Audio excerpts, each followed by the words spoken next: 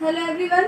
Biology में हमारा chapter है चैप्टर नंबर 35। हमने यूनिट स्टार्ट करी है न्यू।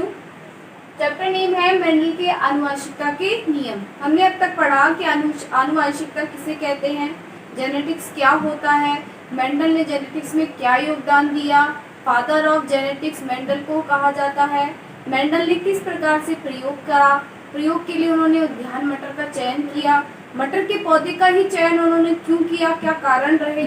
उनमें से एक कारण था मटर के पौधे में उपस्थित उसके विपर्यासी लक्षण। मटर के पौधे में 32 विपर्यासी लक्षण होते हैं, जिनमें से मेंडल ने 7 विपर्यासी लक्षणों को ध्यान में रखकर प्रयोग किए। विपर्यासी लक्षण यानी कि लक्षणों का निर्धारण जो है वो जीन के द्वारा होता है। जीन शब्द की उत्पत्ति जब मेंडल ने प्रयोग करा था तब तक नहीं हुई थी, तो मेंडल ने जीन शब्द को कारक कहा, यानी कि उसने बताया कि कोई कारक होता है जो सभी लक्षणों का निर्धारण करता है।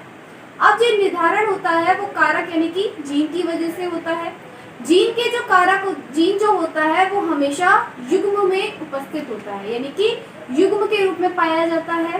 यानी कि कोई भी लक्षण होगा तो उसका निर्धारण करने के लिए जीन के युग्म पाया जाता है और वो युग्म के आधार पर ही उसका लक्षण का निर्धारण होता है। विपर्यासी लक्षण यानी कि 7 विपर्यासी लक्षणों के बारे में उन्होंने अध्ययन किया।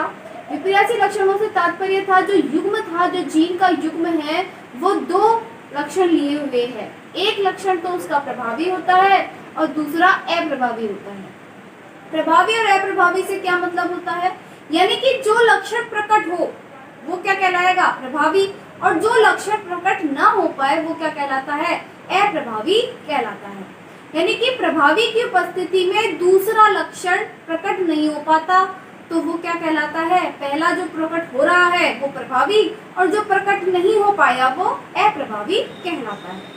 अब हम बात करें कौन से 7 विपर्यासी लक्षण थे। तो पहला लक्षण था पादप की ऊंचाई, दूसरा था पुष्प की स्थिति, तीसरा फली का आकार, चौथा फली का रंग, पांचवा बीज का आकार, छठा बीज कवच का रंग, सातवां बीज पत्र का रंग। इन 7 विपर्यासी लक्षणों को ध्यान में रखकर मेंडल ने प्रयोग किए। अब इन विपर्यासी लक्षण जो थे उनमें प्रभावी और अप्रभावी क्या थे। तो पादप की ऊंचाई के 2 लक्षण थे, या तो पौधा बौना होगा या लंबा होगा। जो लंबा पौधा है वो तो उसका प्रभावी है और बौना पौधा होना उसका अप्रभावी लक्षण है। फिर बात करें पुष्प की स्थिति, तो पुष्प की स्थिति के आधार पर जो प्रभावी का लक्षण है वो तो है कक्षीय स्थिति और अप्रभावी है शीर्षस्थ स्थिति।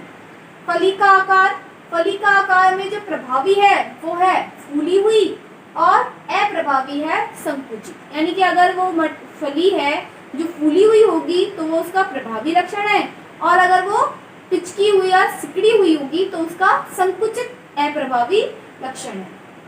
फली का रंग में जो प्रभावी लक्षण है वो है हरा और अप्रभावी लक्षण है पीला। बीज का आकार में प्रभावी लक्षण है गोल और अप्रभावी लक्षण है झुर्रीदार।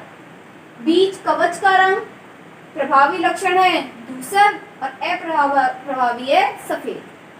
बीज पत्र के रंग में प्रभावी है पीला और अप्रभावी है हरा। इन 7 विपर्यासी लक्षणों को ध्यान में रखकर मटर के पौधे पर उन्होंने क्या किया, प्रयोग किए। एक बार इसको नोट डाउन कर लेंगे।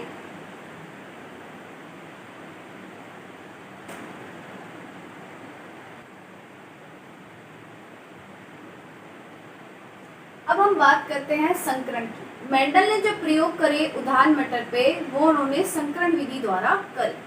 अब हम बात करें कि संकरण कहते किसे हैं। एक तो निषेचन की प्रक्रिया जो होती है वो स्वतः होती है, यानी कि प्राकृतिक रूप से जो होती है वो तो स्वतः अपने आप होने वाला निषेचन है, प्राकृतिक रूप से निषेचन है। लेकिन जब किसी प्रजाति में या किसी प्रजाति के जीवों के जनकों के मध्य क्रॉस करवाया जाए, क्रॉस को क्या कहते हैं, निषेचन करवाया जाता है, तब इस विधि को हम क्या कहते हैं, संकरण कहते हैं। यानी कि संकरण की उन्होंने डेफिनेशन दी। संकरण उन्होंने बताया वह विधि वह विधि जिसमें प्रजातियों के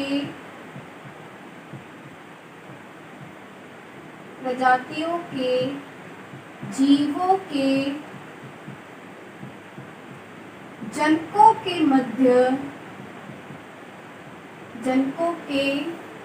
मध्य क्रॉस यानी कि निषेचन करवाया जाता है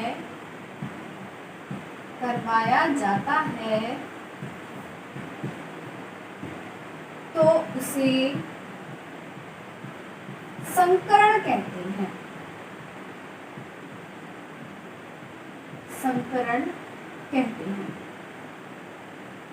यानी कि जब निषेचन की प्रक्रिया स्वतः न होकर करवाई जाती है, यानी कि जीवों के जनकों यानी जो जिनसे हम क्या लेंगे, युग्मक लेंगे, उन्हें हम क्या कहेंगे, जनक। यानी कि जीवों के जनकों के मध्य क्रॉस करवाया जाता है तो उसे हम क्या कहते हैं, संकरण कहते हैं। अब हम बात करते हैं कि पौधों में संकरण की विधि कैसे अपनाई जाती है। तो मेंडल ने जब किसी प्रजाति में, पादप प्रजाति में संकरण की विधि अपनानी होती है तो उसमें सबसे पहले जो किया जाता है वो स्वपरागण को रोकने का कार्य किया जाता है। स्वपरागण को रोकना क्यों आवश्यक है? क्योंकि हमें स्वपरागण ना कराकर उसमें दोनों जनकों का निषेचन करवाना है। निषेचन के लिए जो परागकण लिए जाएंगे वो हमारे द्वारा उसको पौधे तक पहुंचाए जाएंगे। लेकिन मटर का जो पौधा होता है वो द्विलिंगी पुष्प है। द्विलिंगी पुष्प का मतलब उसमें नर भी उपस्थित है और मादा भी उपस्थित है। तो नर उपस्थित होने के कारण उसके परागकण मादा जननांग तक पहुंच सकते हैं। तो उन मादा जननांग तक ना पहुंचे इसलिए उन परागकणों को वहां से हटा दिया जाता है, अलग कर दिया जाता है।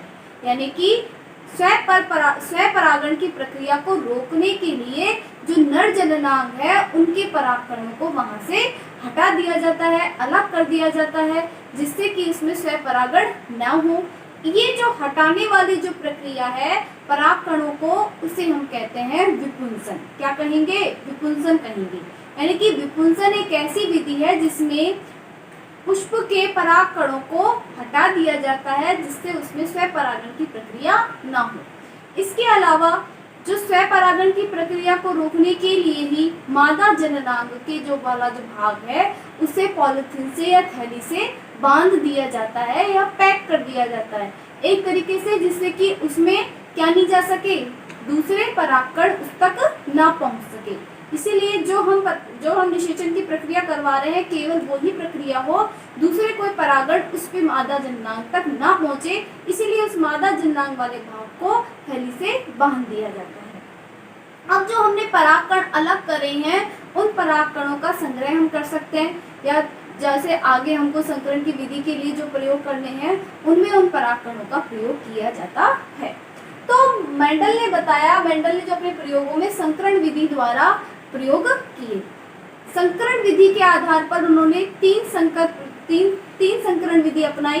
पहला था एकल संकर संकरण, दूसरा द्विसंकर संकरण और तीसरा था बहुसंकर संकरण। यानी कि तीन प्रकार से संकरण किया उन्होंने। पहला था एकल संकर संकरण,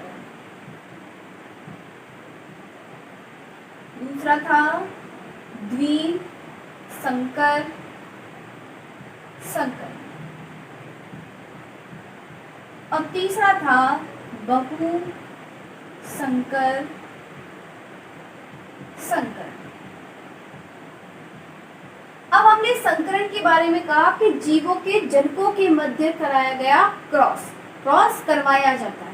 तो जो जनक है उन्हें हम कहते हैं पेरेंट्स, तो इसलिए जो जनक होंगे उन्हें संबोधित करते हैं पी से, यानी कि पी फॉर जनक से लिया गया है। यानी कि जो जनक हमने लिए हैं जिनसे वो युग्मक लिए गए हैं उन्हें पी से व्यक्त करते हैं।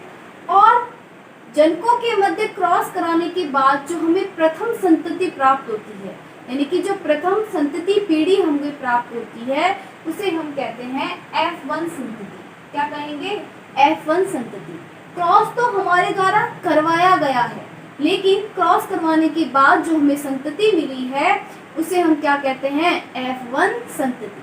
अब ये जो F1 संतति है, ये F1 संतति में स्वपरागण की प्रक्रिया होती है, यानी कि अपने ही आप जो उसके परागकण है, उसी पादप के परागकण उसी पुष्प की वर्तिकाग्र पर पहुंचते हैं, यानी कि स्वतः ये प्रक्रिया हो रही है, स्वपरागण हो रहा है, और उसके बाद जो हमको संतति प्राप्त होती है उसे हम कहते हैं F2 संतति। क्या कहेंगे, F2 संतति। इस प्रकार से जो पहले हमने जनक ली है वो कहलाएंगे पेरेंट्स यानी P, फिर उसके बाद जो हमें संतति प्राप्त होगी उसे हम कहेंगे F1 संतति, और उसके बाद जो स्वपरागण होगा और फिर जो संतति प्राप्त होगी उसे हम कहते हैं F2 संतति। ठीक है, यानी कि ये तो हो गए जनक, प्रथम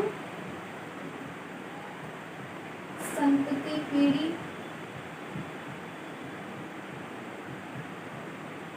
और ये होती है द्वितीय संतति पीढ़ी। अब हम बात करते हैं कि एकल संकर संकरण कहते किसे हैं। संकर, संकर का मतलब जो होता है जो संतति संकरण से प्राप्त होती है उसे हम कहते हैं संकर संतति। क्या कहेंगे उसे, संकर संतति कहते हैं, यानी कि जो हमने संकरण कराया ये संतति प्राप्त होगी, इसे एक को ही हम क्या कहेंगे, संकर कहेंगे। ठीक है, तो एकल संकर संकरण में क्या होता है, एकल संकर संकरण में जो संकरण विधि अपनाई जाती है उसमें जब जनकों के मध्य संकरण करवाया जाता है तो किसी एक लक्षण को ध्यान में रखकर करवाया गया क्रॉस, यानी कि एकल संकर संकरण में हमें किसी एक ही लक्षण पर, एक लक्षण पर जो आधारित होता है उसे हम क्या कहते हैं, एकल संकर संकरण कहते हैं। इसी प्रकार द्विसंकर संकरण, यानी कि दो लक्षणों को ध्यान में रखकर कराया गया क्रॉस, यानी कि दो लक्षणों को ध्यान में रखते हुए जो संकरण की विधि अपनाई जाती है उसे कहते हैं द्विसंकर संकरण।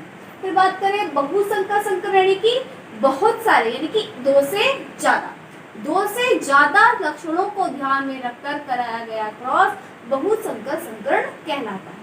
अब जो मेंडल की आनुवंशिकता के नियम है वो इन्हीं दोनों के ऊपर डिपेंड करते हैं, एकल संकर संकरण, द्विसंकर संकरण और बहुसंकर संकरण पर आधारित है। ठीक है, एक बार इसको उतार लेंगे।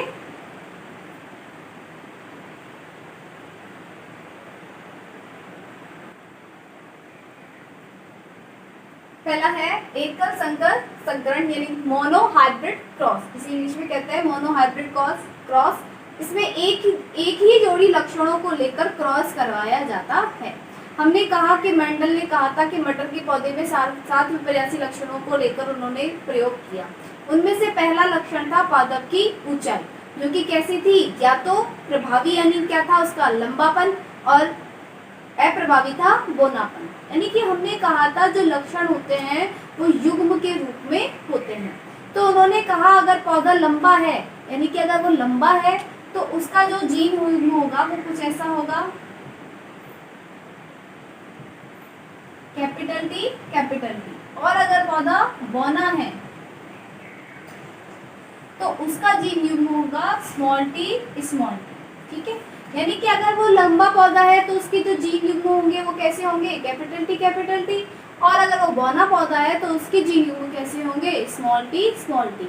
तो उन्होंने क्या करा, एकल संकर संकरण में लंबाई का जो लक्षण था उस लंबाई वाले लक्षण के एक जोड़ी लक्षणों के मध्य ही उन्होंने क्या करवाया, क्रॉस करवाया। यानी कि उन्होंने दो जनक लिए, एक जनक था जो शुद्ध रूप से लंबा था और दूसरा जो जनक था वो शुद्ध रूप से बौना था। यानी कि जो जनक थे वो किस प्रकार थे, शुद्ध लंबा और शुद्ध बौना, ये दोनों ही क्या है, उसके जनक है। ठीक है, इन दो शुद्ध जनकों के मध्य उन्होंने क्रॉस की अभिक्रिया, क्रॉस करवाया, मतलब क्रॉस की विधि करवाई। तो यहाँ पे लिखा हमने कैपिटल टी जो कि कैसा है, शुद्ध लंबा,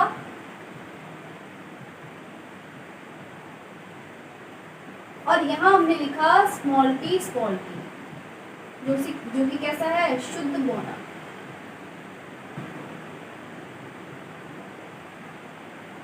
और इन्हें हमने क्या कहा, जनक, और इनके मध्य हमने क्रॉस की प्रक्रिया करवाई। अब जो शुद्ध लंबा पौधा है, इसके जो युग्मक बनेंगे वो किस प्रकार के बनेंगे, दो प्रकार के युग्मक बनेंगे, कैपिटल टी, कैपिटल टी। ऐसे ही शुद्ध पौधे में युग्मक बनेंगे स्मॉल टी, स्मॉल टी, यानी कि ये क्या है, युग्मक। ये तो जनक थे, ये हो गए युग्मक। अब इन युग्मकों के मध्य निषेचन की प्रक्रिया होगी। तो ये कैपिटल टी इस स्मॉल टी से जाके मिलेगा तो बनेगा कैपिटल टी, स्मॉल टी। फिर यही कैपिटल टी इस स्मॉल टी से मिलेगा तो बनेगा कैपिटल टी, स्मॉल टी। यानी कि जो एक युग्मक है उसका इन दोनों से करवाना है, यानी कि प्रत्येक का दोनों से हो जाना चाहिए। ठीक है, इस वाले युग्मक का इससे करवाएंगे तो कैपिटल टी, स्मॉल टी, और इसका इससे करवाएंगे तो हमें प्राप्त होगा कैपिटल टी, कैपिटल। इस प्रकार हमने देखा जो संतति पीढ़ी हमको प्राप्त हुई वो कैसी थी, पूरी तरीके से लंबी प्राप्त हुई। यानी कि जो भी पौधे हमको प्राप्त हुए ये सारे ही पौधे कैसे थे, लंबे प्राप्त हुए। यानी कि ये पौधे कैसे हैं, लंबे हैं। लेकिन जो इनमें युग्म पाया गया वो युग्म कैसा था, कैपिटल टी और स्मॉल टी।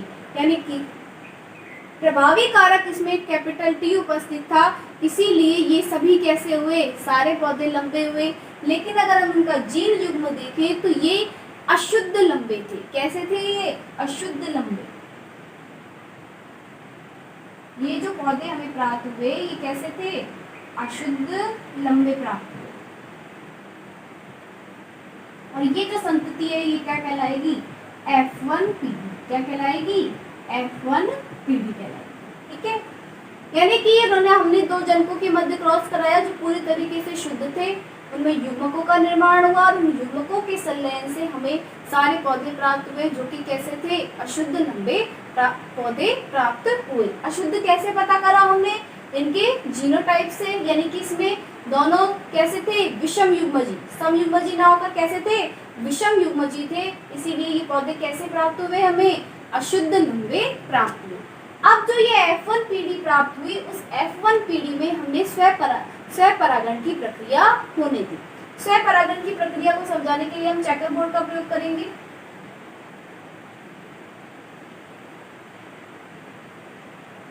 दो जनक लिए हमने, दोनों जनक ले लिए capital T, small T, capital T, small T, यानी दो जनक। एक जनक तो ये हो गया और एक जनक ये हो गया।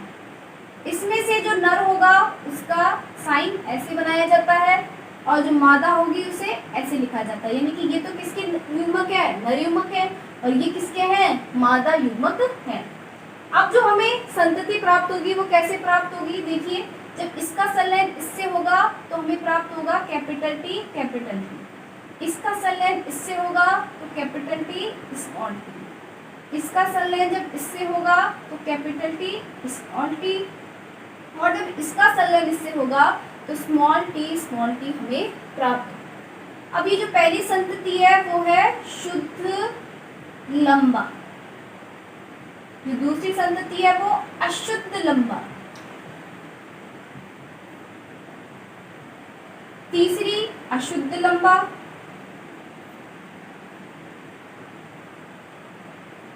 और फोर्थ है शुद्ध बौना।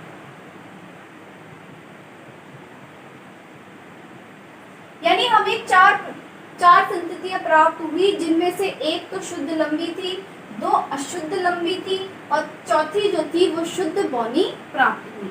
ये जो संततियां हैं ये कौन सी संतति है, F2 पीढ़ी। कौन सी पीढ़ी कहलाएगी ये, F2 पीढ़ी। ठीक है, यानी कि जब हमने शुद्ध जनकों के मध्य क्रॉस कराया था तो हमें अशुद्ध लंबे पौधे प्राप्त हुए थे। अब जब अशुद्ध लंबों में हमने स्वपरागण की प्रक्रिया होने दी तो हमें चार प्रकार के पौधे प्राप्त हुए, जिनमें से एक शुद्ध लंबा था। तीन प्रकार के प्राप्त हुए जिनमें से एक शुद्ध लंबा, दो अशुद्ध लंबे और एक शुद्ध बौने पौधे प्राप्त हुए। अब जो हम देखते हैं तो इनको जीन प्ररूप और लक्षण प्ररूप के आधार पर भी देखा जाता है। जीन प्ररूप और लक्षण प्ररूप क्या होता है, जीन प्ररूप यानी कि जीन युग्मों के आधार पर, यानी कि उनका जीनोटाइप किस प्रकार से है, किस प्रकार के उसमें जीन हमें दिखाई दे रहे हैं। लक्षण प्ररूप यानी कि वो बाहर से बाह्य लक्षण उसका कैसा है, लंबा है, बौना है, किस प्रकार का हमको दिखाई दे रहा है, वो उसका लक्षण प्ररूप कहलाता है, यानी कि फिनोटाइप कहलाता है।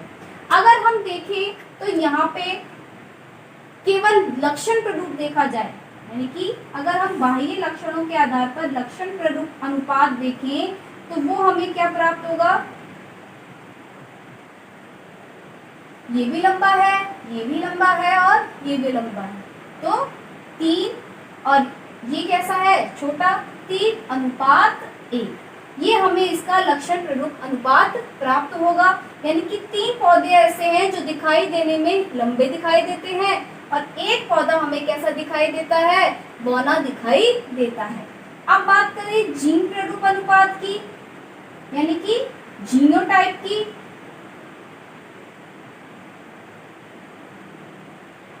तो जीनोटाइप में अगर हम देखें तो केवल एक ही पौधा है जो शुद्ध लंबा है, यानी कि 1, 2 पौधे ऐसे हैं जो अशुद्ध लंबे हैं, 2, और एक ही पौधा है जो बौना है, शुद्ध बौना है, वो है 1। यानी कि इसका लक्षण प्ररूप अनुपात हमें प्राप्त होता है 3:1। 3 से मतलब है यहाँ पे लंबे और बौने कौन है, 1, यानी कि 3 लंबे और 1 बौना पौधा प्राप्त हुआ। इसमें देखें तो 1 तो शुद्ध लंबा अनुपात 2 अशुद्ध लंबे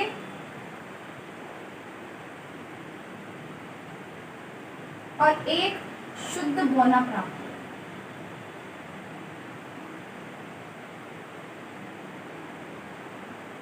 ये इसका हमें लक्षण प्ररूप अनुपात और जीन प्ररूप अनुपात प्राप्त हुआ। जब एकल संकर संकरण करवाया गया तो F1 पीढ़ी में केवल हमें एक ही लक्षण दिखाई दिया गया, वो दिखाई दिया लंबेपन का, बौनेपन का कारक प्रकट नहीं हो पाया। तो जब शुद्ध जनकों के मध्य क्रॉस करवाने पर एक ही कारक प्राप्त हुआ, तब मेंडल ने कहा कि जो एक ही कारक है, वो जो कारक जो प्रकट हो रहा है, जो जीन अपना लक्षण प्रकट कर रहा है, वो कारक होगा प्रभावी, और जो अपना लक्षण प्रकट नहीं कर पा रहा है वो होगा अप्रभावी लक्षण। ठीक है, इस प्रकार से एकल संकर संकरण विधि उन्होंने अपनाई। ठीक है, अब नेक्स्ट वीडियो में हम द्विसंकर संकरण विधि पढ़ेंगे। Thank you.